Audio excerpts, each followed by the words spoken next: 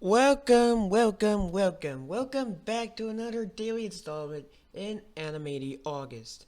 Today, we will be looking at the second week worth of episodes for September 20th to September 24th.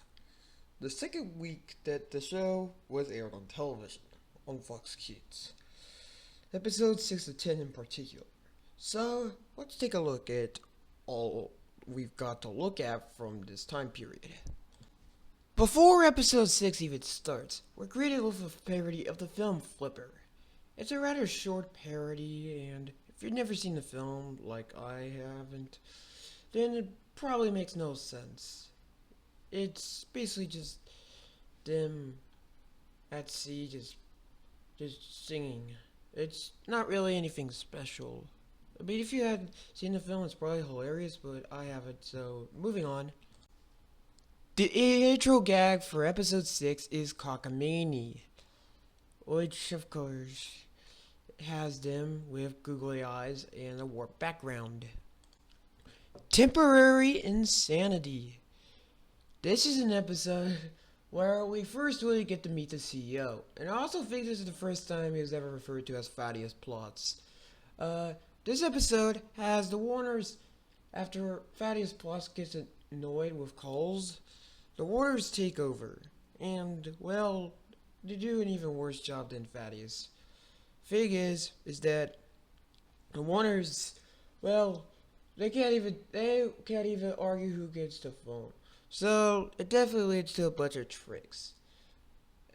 And while Yakko and Dog both successfully get the phone, it seems that Wacko could never seriously get that phone. But the thing is that this episode, there's a lot of funny jokes in this one. Like the entire "give me back my paperweight" joke. Okay, you have to wait a while. That was pretty funny. Overall, it's a solid character introduction to Thaddeus Plots, who we've only seen in brief scenes before. Operation Lollipop. This is one of the first of the Buns and Mindy series, and honestly, I'm just not really a big fan. Every plot involves Mindy just breaking loose and Buns the dog having to rescue her. It, it just, it just, it really just feels like Rugrats if you took everything that made Rugrats funny out. I just don't really like these segments. They're just kind of boring. They just, there's just not really much of interest in those segments. And finally, we get to what are we? Yeah, this is kind of the issue with doing all the shorts individually is that I kind of forgot what are we was that early on. But what are we, of course, is a segment where where Doctor Scratches wonders what the wonders are, and he makes they and Scratches personally make guesses. They eventually reach the conclusion that they're simply just cute. As for Tom Vooger, according to an interview, the wonders are merely tunes, and their species name is Tartunus characteris. So yeah, there's your canon info, boys and girls. That's what Tom Ruger himself said. Episode 7 would begin with a recycled intro gag, but with a new walking out of the tower animation. In this case, the Warners decided to put on scuba gear. The piano rag. This episode is an episode where the Warners disrupt a piano concert. And there's definitely a lot of, this episode just, there's a lot of interesting stuff happening. This episode definitely seems like a parody of the classic episodes with the piano and stuff, like classic cartoons. Except instead of being the person on the piano, unlike, Bugs Bunny and Rhapsody Rabbit, or, Tom and Cat Concerto, here it's, the Warners are torturing the guy on the piano, and the funny thing is that the piano concerto was done after the animation was composed. So it made it more difficult to compose. And and but probably the funniest thing about the episode is when they run into Hella Nerves with her in a net, carrying a net to catch him, and Yakko says goodbye, nurse. It's probably the highlight of this entire episode short. This episode ends with a chase sequence. This time, Wacko gets up back into the shower via a barber chair, and Yakko and Dot proceed to join him. The Warner's Lost song. Before the intro of this episode, there's a parody of Gilligan's Island's theme, titled The Warner's Lot. And this one is also notable among fans of the show for being the first time that Hello Nurse was given a name, Hello Nurse, rather than that just being what the Warners called her.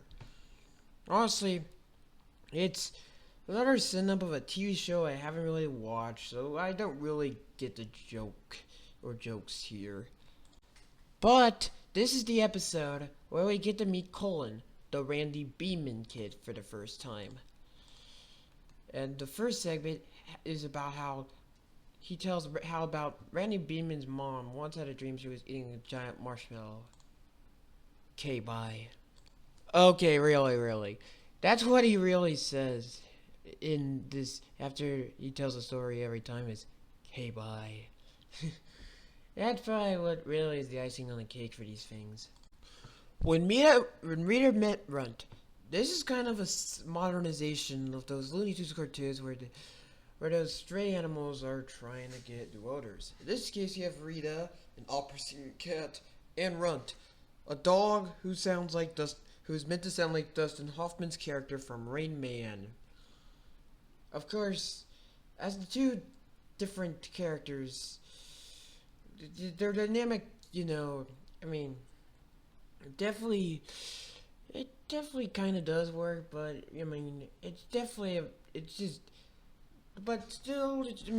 it's still one of the weaker segments of Animaniacs, and really, in this case, this is probably where they peaked, since, the rest of the segments aren't really, that interesting, really, of these two characters. The Big Candy Store. This episode is one of those ones that, is just the Warners causing chaos just to cause chaos. In this case, the Warners decide to invade a candy store and torture the owner.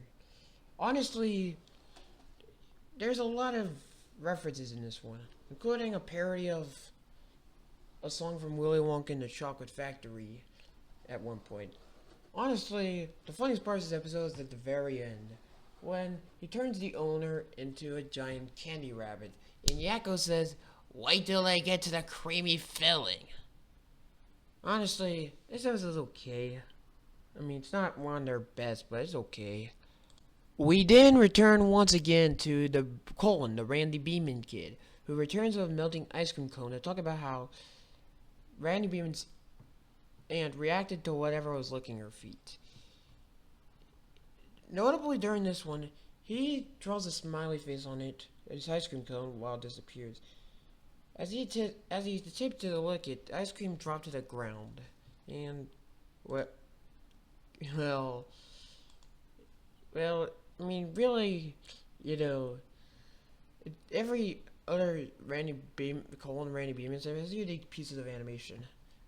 Okay, bye. Oh, here's a real classic.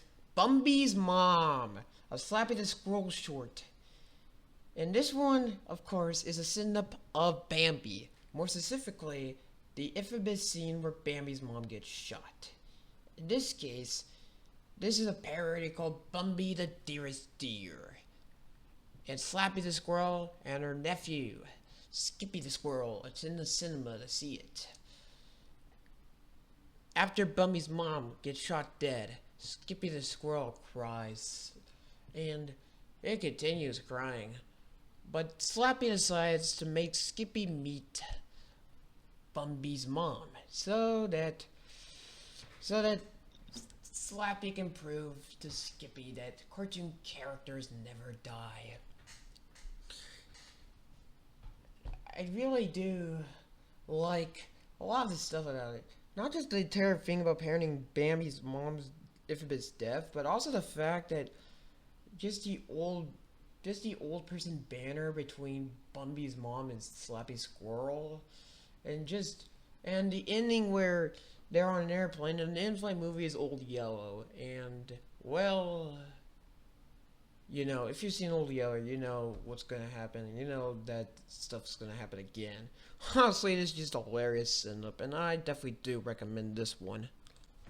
The episode ends with a catapult-based chase gag, where the Warners get catapulted back up to the tower, with Ralph the guard on standby. This next episode begins with the gag of Dot saying Shirley MacLaine. This one is also notable among people who've watched on reruns of Nickelodeon as a modified one where Doc says Nickelodeon replaced the gags in all the episodes when it was rebroadcast on Nickelodeon and Nicktoons in the 2000s. Wally Llama. Wally Llama is a segment about a llama who the waters go to ask for advice because apparently he knows everything. Of course, Wally Llama doesn't actually says I don't know, which baffles the waters, because, well, they thought he would know everything judging by his reputation. And well, Wally Lama is a parody, of course, of the Dalai Lama, the 14th Dalai Lama in particular, who is, of course,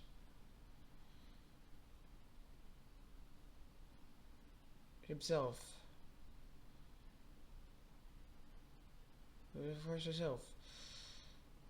Lahamo Fundup.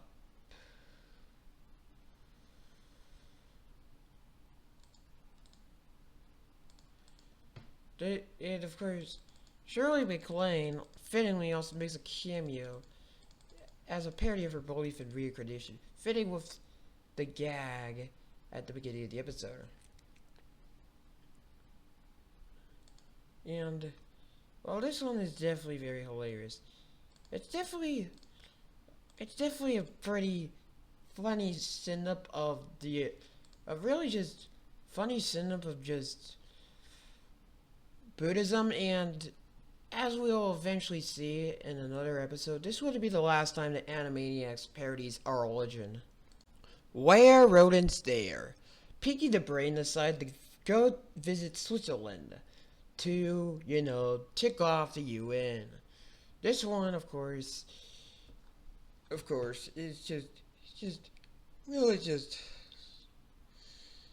interesting because this is the first time that they have a shame that involves the world leaders, and it technically wouldn't be the last. And of course, the UN conference naturally is portrayed like the intro to the Brady Bunch, which I think is the funniest part of this whole thing. Well, and this is the Wheel of Morality segment. At this time, there is no moral. They actually landed on the win $5,000 spot. And they, of course, naturally jump up and down in joy. Because really, who wouldn't want $5,000? But, of course, their joyfulness comes to a sudden stop when Ralph T. Card chases the trio back to the water tower. Now, we get on to episode 10, which is King Yakko. And yeah, this is one of the show's greatest segments. Honestly, if you haven't watched it, seriously, pause the video, go watch King Yakko, and return. It is, it's highly recommended. Literally, I highly recommend you just watch it before you will stupid review it. Honestly, it just, me spoiling it would just ruin the experience a little bit, and really, the episode's just hilarious. So, for those who have watched King Yakko, I will explain why it's so funny. This episode takes place in the tiny little kingdom of Anvolania, which is so tiny that one would have to use a magnifying glass to see Anvolania on a map. The episode's main plot kicks off when the new king arrives, King Yakko, who is a child. But how did he become king at such a young age? Well, simply put, all the Warner's relatives have long passed away. And considering that, that leaves Yakko to be basically the king of this entire kingdom of Anvilania. And yeah, one guess as to what Anvilania exports. Of course, it wouldn't be a country without a national anthem, and Anvilania has one, sung by Perry Como, a parody of Perry Como, who, it's the name, Perry Como, puts people to sleep with his singing. The song goes like this. Anvilania,